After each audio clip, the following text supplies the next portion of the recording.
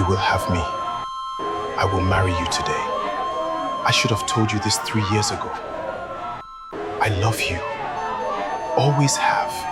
Always will. Who are you? Who sent you? Get away from my daughter! Get away from her! Yella! Ada, come! Come, let us this madness!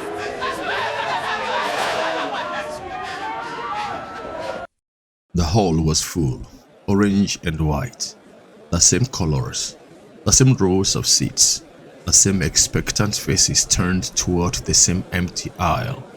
If you had been there the last time, and many of them had, you knew this feeling, the particular feeling of a celebration holding its breath. 5 minutes, then 10. Mrs. Nwosu's hand found her husband's hand, not the gentle cover of a woman offering comfort.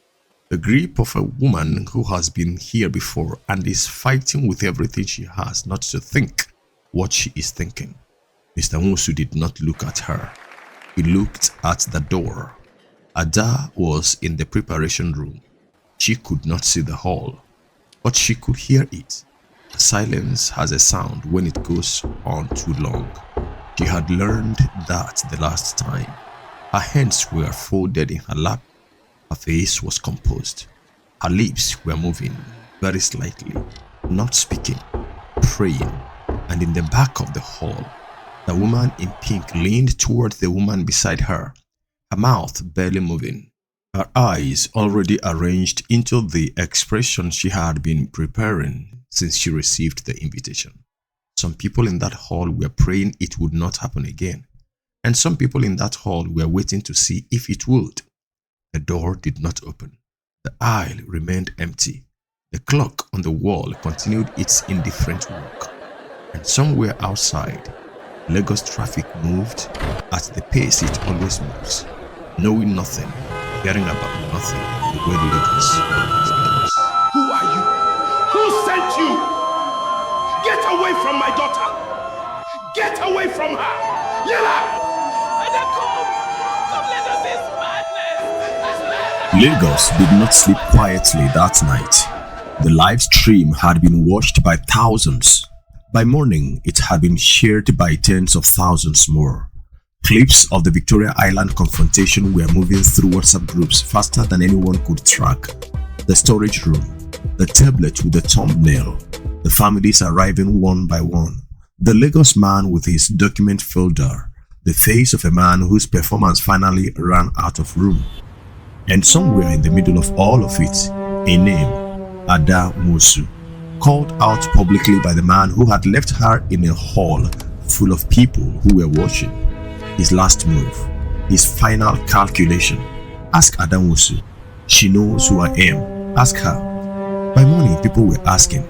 In a sitting room in Surulere, Ada woke up to 47 missed messages.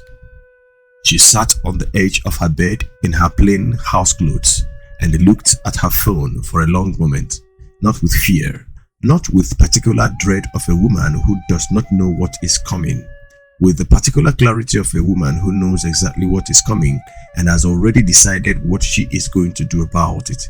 She put the phone down, she went to make tea, and while the water boiled in the kitchen of the Nwosu family home in Surulere, she thought about what Tobe had said.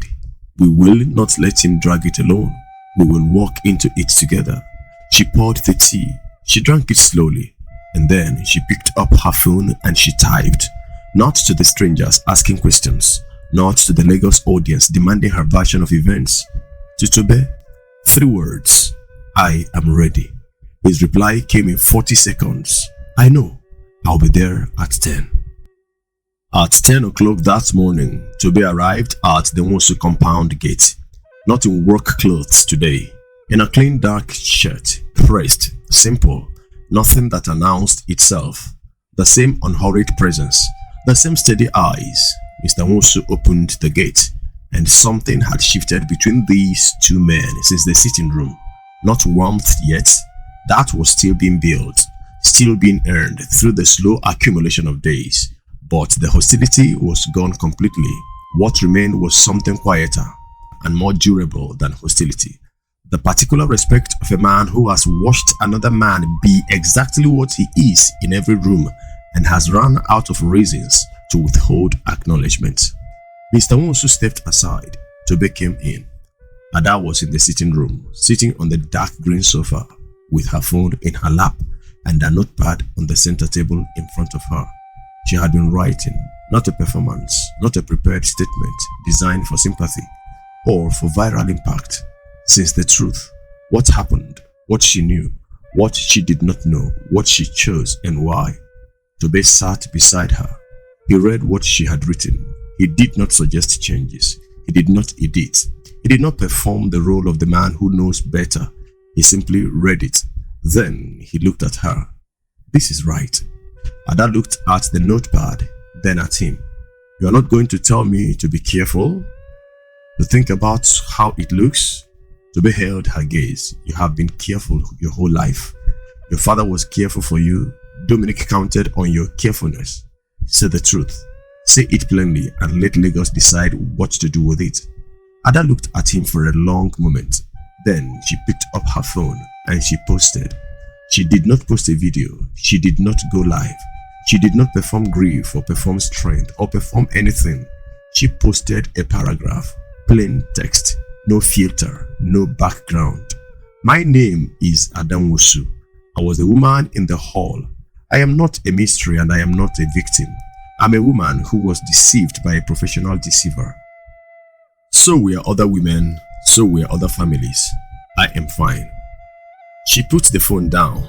Tobe looked at the screen, then at her. Mrs. Nwosu appeared in the kitchen doorway. She had been listening. She looked at Ada, then at Tobe. She said nothing. She went back to the kitchen, but the sound she made, the small sound of a woman who has just received something she did not know she was waiting for, reached them both. In the days that followed, the community did not turn. Not yet. Dominic was gone. Tobe was still here. Still came from the construction site in dusty clothes. Still spoke quietly. Still did not boast. Still did not explain himself to people who had not earned a genuine answer. The doubt shifted its shape. Not he is a bad man, but what does he actually have? Mr. Nwosu had given his consent. He would not take it back. His pride and his love for Ada had reached a permanent agreement. But he was still a father, and fathers do not stop washing. He watched Tobe come and go from the site. He saw the work clothes every time, the same dusty shirt, the same chalk-marked forearms, the same man who arrived at a wedding hall dressed the way he works. He did not say anything, but the question that lived in him quietly in the evenings when he sat alone with his thoughts was honest and old. Is this the life I worked 30 years to give my daughter? He could not answer it, and he was too honest a man to pretend he could. Traffic held up Tobe on the day they went to the marriage registry to begin the documentation.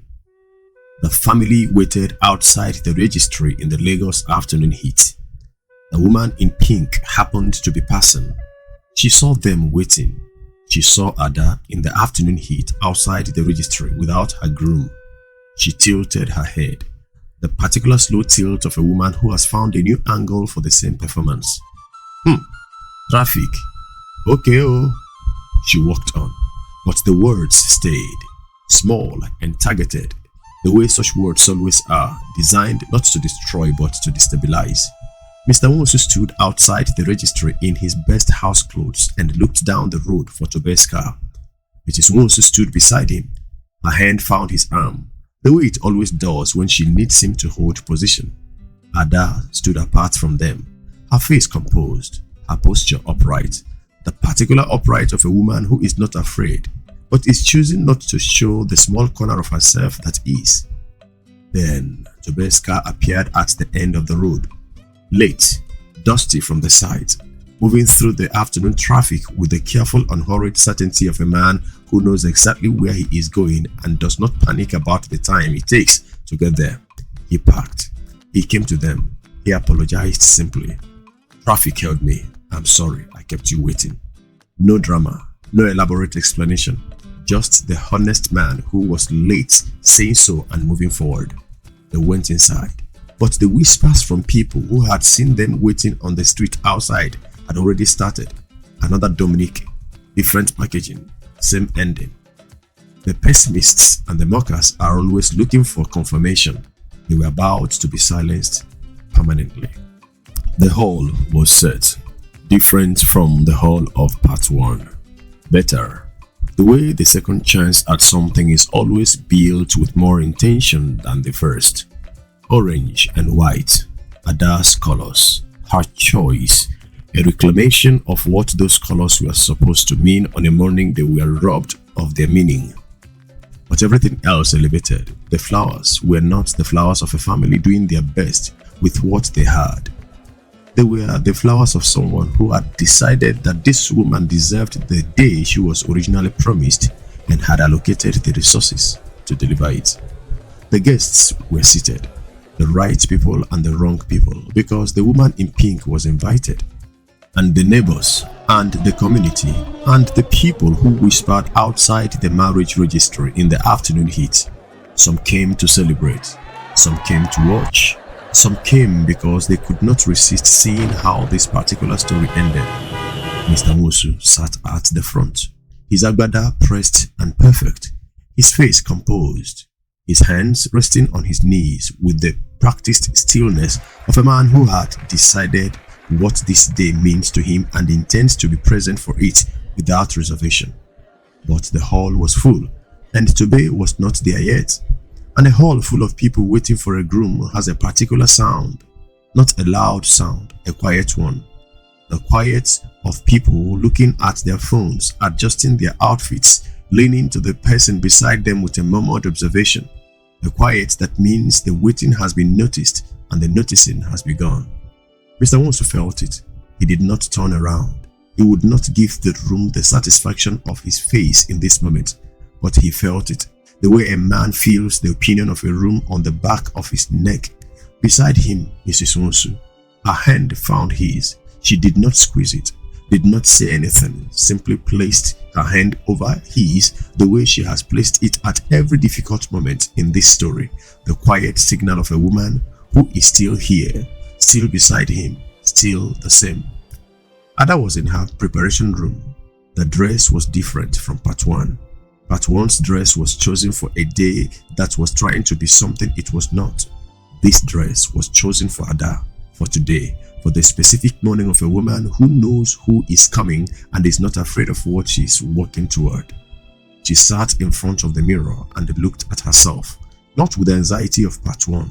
The particular anxiety of a woman checking whether she is enough for the day she has been promised, simply looking at the woman who stood in a rain hall in a different dress on the worst morning of her life and chose a stranger because something in her recognized something in him before her mind had the vocabulary for it. At the woman who locked herself in a room for 2 days and came out and took a man's hand in front of her father, as the woman who told the woman in pink quietly, privately to herself, "I will take that man." That woman, looking back at her in a mirror, in a preparation room, in a hall that is dressed for the right day this time. Chisom sat beside her, checking her phone, saying nothing. The comfortable silence of a younger sister who knows when to talk and when to simply be present. Then from outside the preparation room door, the hall went quiet, not the anxious whisper quiet of people noting the groom's absence, a different quiet. The quiet of a room recalibrating. Outside, a sound, not one car. The particular sound of a convoy, engines, doors, presence that reaches the hall before it arrives. The sound of something that does not belong in front of a Surulere celebration arriving anyway because the man inside it has decided that today is the day he stops being the man in the dusty shirt in this neighborhood's imagination and becomes visible as who he actually is. The hall doors opened.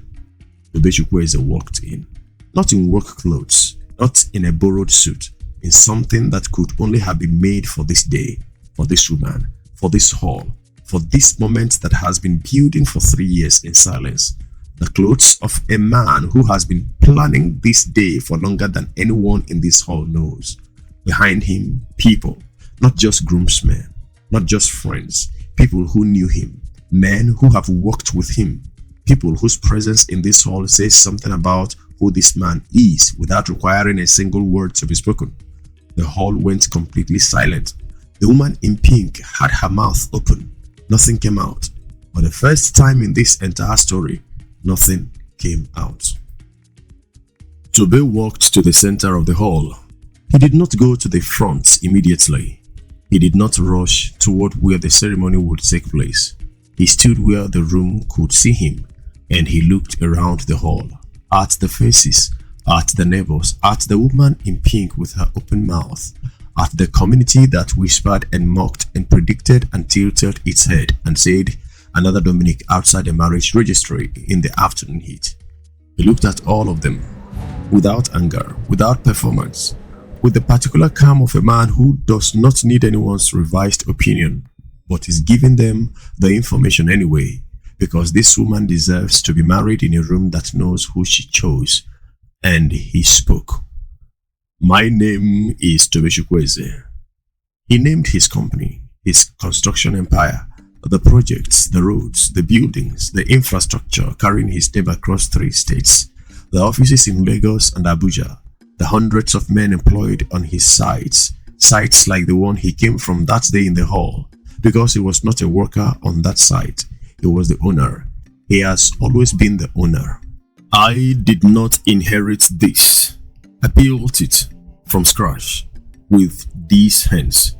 He held up his hands. The hall looked at his hands, the same hands that carry chalk dust on an ordinary Tuesday, the same hands that came to a wedding hall in work clothes because he had driven straight from a site and could not wait because the woman he had been building toward for 3 years was standing alone in a ruined hall, and something in him said, "Now, right now, this is what the 3 years were for."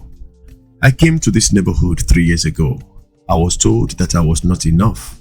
I drove away from this street and I made a decision that if I was not enough yet, I would become enough. And then I would come back and I would not announce myself. I would let her choose first because she deserved to choose without the weight of what I had sitting on the choice. She deserved to choose the man, not the man's resources. He paused. God held me to that. He made sure I could not announce myself even when I wanted to. He sent me back to the hall in work clothes. He made sure she would see nothing but me, and she chose anyway. When she did not have to, when she did not know, when she had every reason to choose nothing, she chose me. And I have spent every day since then trying to be worthy of that choosing. The hall was absolutely still. He turned to Mr. Nwosu. Mr. Nwosu, who had stood up from the front row when the convoy arrived and has been standing since Tobe began speaking, standing the way a man stands when something requires him to be on his feet for it even before he fully understands what it is. "Sir, I came to your house 3 years ago. You told me your daughter deserved better. You were right. She did. She deserved better than Dominic. She deserved better than a man who performs love and performs loyalty and performs a future and then exits when the performance is over. She deserved a man who builds. You told me to leave. I left and I built.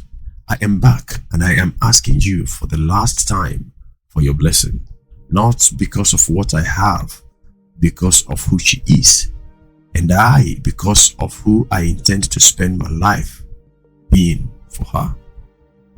Mr. Nwosu looked at this man, at the hands he had just shown the hall, at the people who came in with him, at his daughter's name in this man's mouth, spoken the way a man speaks the name of the thing he has been protecting for 3 years without being asked. He walked to Tobe, slowly, the way a proud man walks when pride and love have finally, fully, permanently reached an agreement. He put both hands on Tobe's shoulders. He looked at him, a long look, the look of a man receiving a full picture he should have seen 3 years ago and is seeing now, and knowing both things simultaneously. He did not make a speech. He simply nodded. Once, the nod of a man who is no longer holding anything back, a father giving what he should have given 3 years ago, not with conditions, not with reservations, not with a quiet asterisk of a man who is giving permission while still withholding approval. Simply, yes. The hall erupted. Ada had heard his voice from the preparation room. She heard the speech through the wall without seeing it. The words coming through, muffled but clear enough.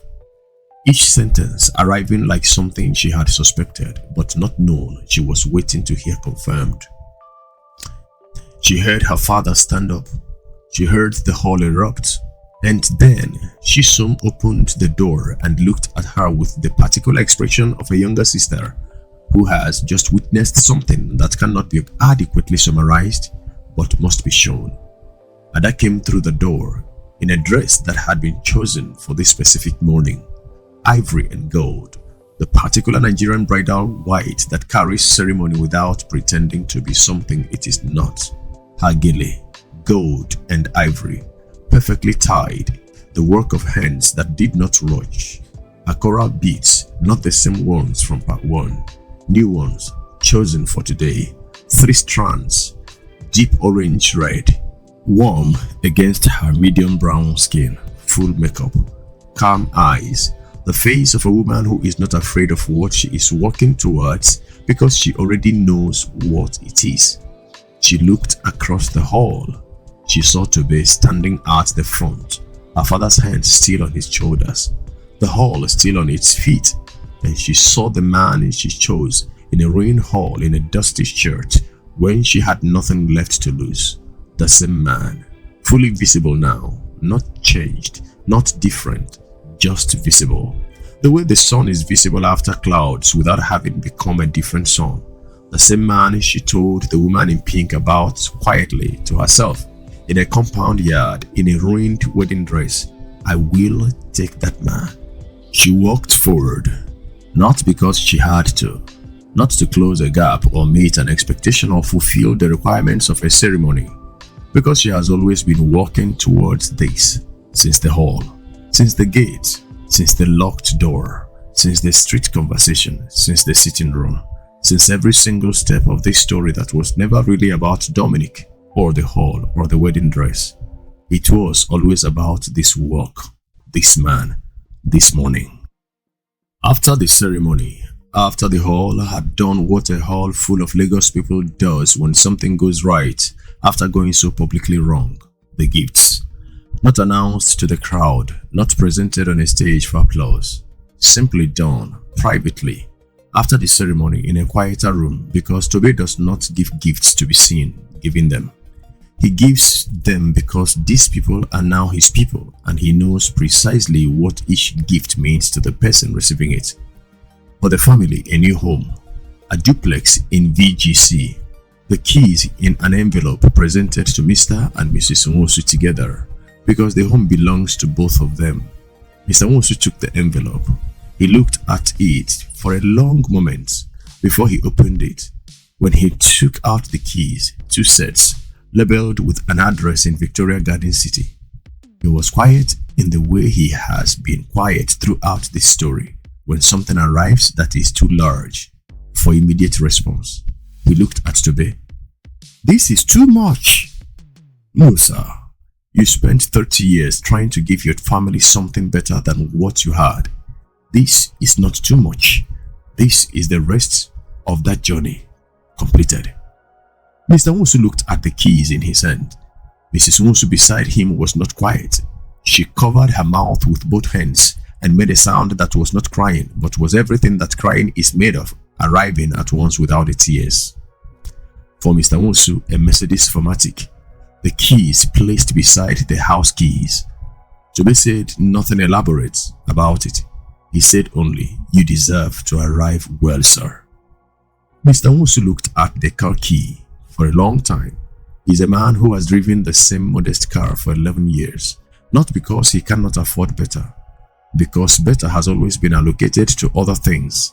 Ada's school fees, Chisom's school fees, the house repairs, the family needs that a father quietly absorbs and says nothing about. He held the key and he did not speak, but his jaw moved, the way a man's jaw moves when he is holding something tightly in his chest and keeping it there. For Mrs. Nwosu, a supermarket, her own business, a proper store, stocked, staffed, ready to open. Her name above the door, Nwosu Family Stores. The woman who was silenced twice in her own sitting room. The woman who told her husband something was wrong with Dominic and was told to leave the matter. The woman who stepped slightly in front of her husband at the gate on the third morning of her dad's locked door and held it open a fraction wider without knowing the man's name, without knowing his story, with nothing but the fastest maternal calculation of her life. Tobe saw her. He has not forgotten what she did. He cannot give her back the mornings she was silenced. He cannot undo what the silence cost her, but he can give her something that is hers alone. Her own name above a door, her own business, her own daily reason to wake up and go somewhere that is not someone else's. Mrs. Nwosu received this information and sat down, not in collapse, in the deliberate sitting down of a woman who needs a moment to receive something properly. She looked at her husband. He was already looking at her. Between them, 30 years of marriage, 2 daughters. The Dominic mistake, the silence in the gate, the locked door, the sitting room confrontation, all of it between them in one look. Then she looked at Tobe. My son. For Chisom, a scholarship, full, University of Lagos, pharmacology, everything covered, tuition, accommodation, books, living expenses, 4 years. Chisom, who did not know this was coming, who had been sitting in the reception eating small chops and laughing with her phone and generally being the youngest person in the room, who had no reason to expect that this afternoon would end differently than any other afternoon. When Tobe told her quietly, sitting beside her, the document in a folder, she looked at him, then at the folder, then at Ada, then back at Tobe. Pharmacology? You mentioned it to Ada in passing 3 months ago. She told me. I looked into it. Unilag has the best department.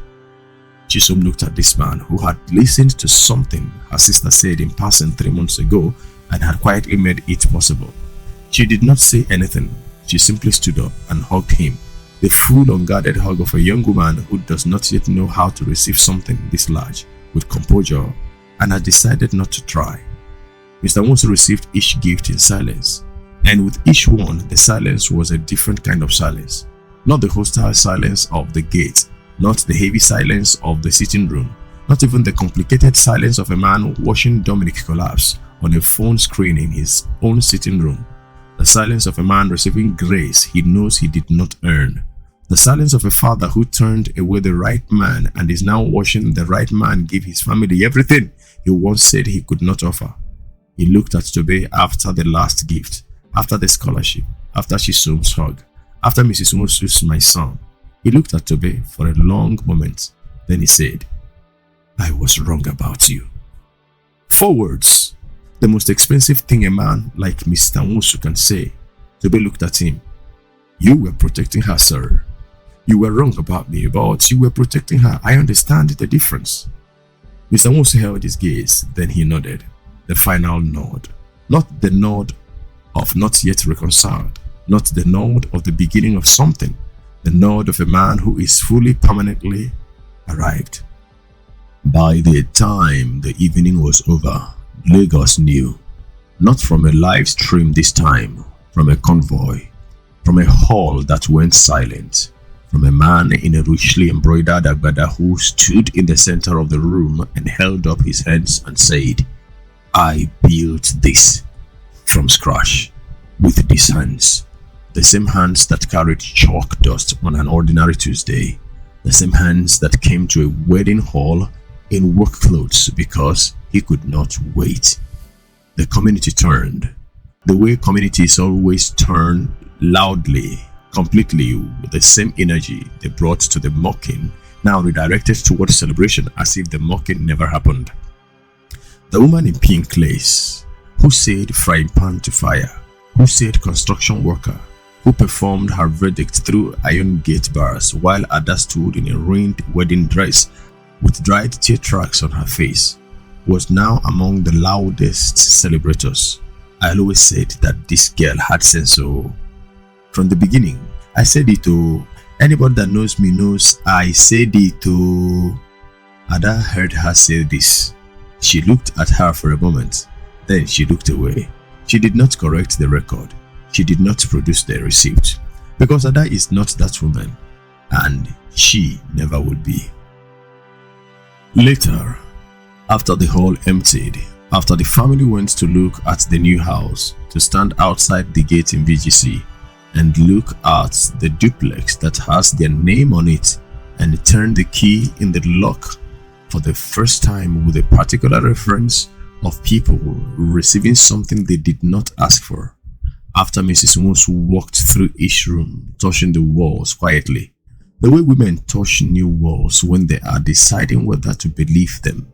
After Mr. Nwosu sat in the car in the Mercedes 4MATIC for a long time by himself before he started the engine. After Chisom called 3 friends from the driveway of the new house and told them, and then told them again because they did not believe her the first time. After the woman in pink went home and sat in her sitting room with whatever a woman like that sits with in the quiet after a day like this, Ada and Tobe alone. She looked at him. You knew all along? Not accusation, not even surprise. Simply the statement of a woman assembling the full picture and finding it more complete than she expected. Tobe looked at her. Yes, you came to that hall straight from the site, in work clothes, shock on your hands, knowing everything you had built, and you said nothing. Yes. She looked at him for a long moment. Why? He was quiet then. Because I needed you to choose me, not what I had. Me, I had been told once that I was not enough. I needed to know from you whether that was true. Ada looked at this man, at the chalk that was probably still somewhere on his hands even today, at the steady dark eyes that received her father's fury in the hall without flinching, at the man who came back 3 times to a gate that kept closing, at the man who built 3 years of silence into something enormous and carried it into a wedding hall in work clothes and said 3 sentences and waited, at the man who stood in a sitting room in Surulere and said to her father, Ada deserved to make her own choice because it was her choice to make, at the man whose first gift to her mother was a business which her name above the door, at the man who remembered what Chisom said in passing 3 months ago. You were never not enough. I know that now. A bit. I would take that man, Ada said quietly. Tobe looked at her. She almost smiled, the full smile arriving slowly. The way Ada's smiles have always arrived in this story, never quickly, always earned. I said to the woman in pink quietly to myself, in my compound, in a ruined wedding dress, I meant it then. I mean it now more. Some people spend their whole lives waiting to be seen. Tobe Chukwueze spent 3 years building something worth being seen with. But the thing he is most proud of is not the company, not the offices, not the cars, not the houses or the keys. It is that a woman in a ruined wedding dress on the worst morning of her life looked at him, a man in work clothes with chalk on his hands, and said, I will take that man. Before she knew, that is not luck. That is the kind of love that only comes to people who are brave enough to choose with nothing. Ada Nwosu was that brave, and Tobe Chukwueze spent 3 years making sure he was worth it. And with that, we come to the end of the series of He Left Me Stranded on the Altar and the Stranger Said Marry Me. Thank you very much for watching through the parts. Give us your subscription if you have not done so, and don't forget to like and share. Put your comments in the comments area and let's know where you are watching from and what you think of this story. Thank you very much, and God bless you.